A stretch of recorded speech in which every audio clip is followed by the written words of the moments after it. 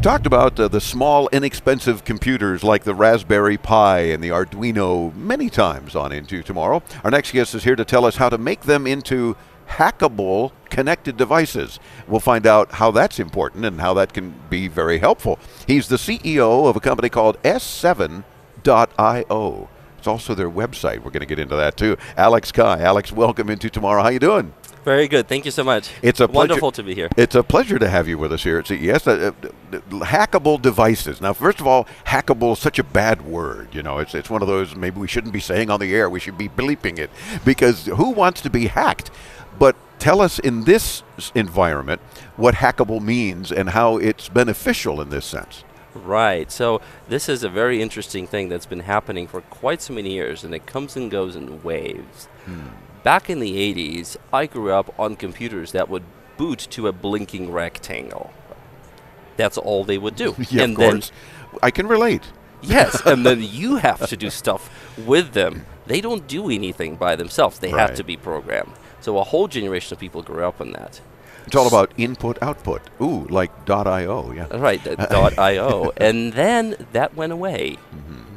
And the Raspberry Pi specifically did something very interesting. They brought that back. So people think, oh, it's a very cheap $35 computer. Yeah, that's quite amazing by itself. But, however, it's funny because we talk about not so much as cheap as it is less expensive. Because you tend to think of cheap as being cheap. You know, it works remarkably well. Oh, yeah.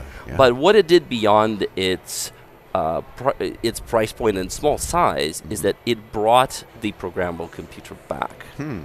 So people are now growing up with having a computer that they program first and use second. So it's not a closed box. So it actually can be booting up and then immediately doing something without you having to say, okay, now that you're awake, do the following. It just does it. It can do that, but it also invites you to hack it, and that's where the hackable things come into. So this is in the context of people expressing themselves through what they want to do with these things versus just having a preset options like on your Xbox. You cannot do anything like that doesn't work. So what we're doing at the 7.io is we're taking that to the next step.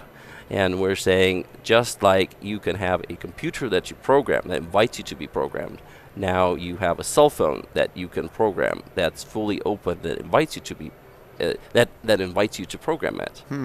So that's the next step. And it almost goes back to the ham radio, people connecting things together, and then there's a personal connection. If you've done something that's really cool, you want to share it. So now this technological thing that you built that's always on, you can share it with somebody else, and that's and that's going to be the expectation.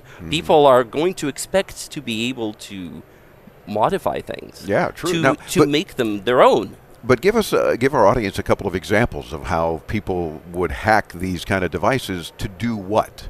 Right. So there are a lot of really cool things that are going on. For instance, if you have a hydroponic garden, you can fully wire it up. It could even it could be connected to somebody else's garden. They can share data. Growing whatever it is you choose to grow, I guess. Yes, that's correct. Indeed. But what would it do for the hydroponic garden? Release water at appropriate times? Nutrients, water, everything. Okay. And but the key thing, it's not a black box that you buy. You can make it your own. So it's kind of like, it's just like gardening, except for it's you get to do it exactly the way you want it versus somebody else's setup. Gotcha. All right. And what's cool, as you mentioned earlier, Alex, about how when folks do something with these very inexpensive machines, hack them in a cool way to do something unique, maybe not been done before, they'd like to share that information. Oh, absolutely. To other folks that are doing anything similar, or just put it out there. And then it turns into a living thing. Right. Because multiple people are working on the same problem. Yeah. And so these are actually living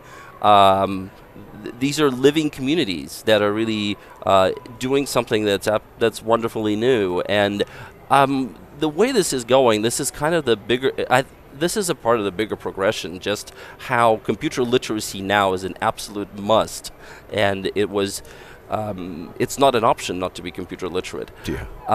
In a few years, it will be not an option not to be able to customize things, not to be able to hack them, not to be able to make them do what you want them to do. So that's the next wave. It sounds like you and your team are really kind of helping people explore their passion for different kinds of technologies as well by utilizing these hackable kinds of little mini computers. Exactly right. So what we do is we hook up the Raspberry Pi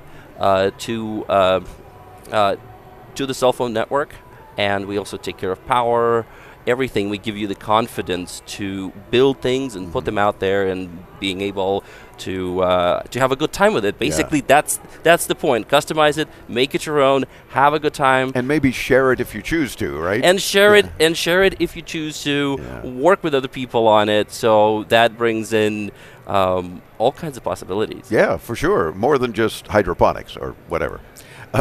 There's all kinds of things. There's everything. It's everything. S7.io. Now, as I said earlier, like input, output, but that's not what it means.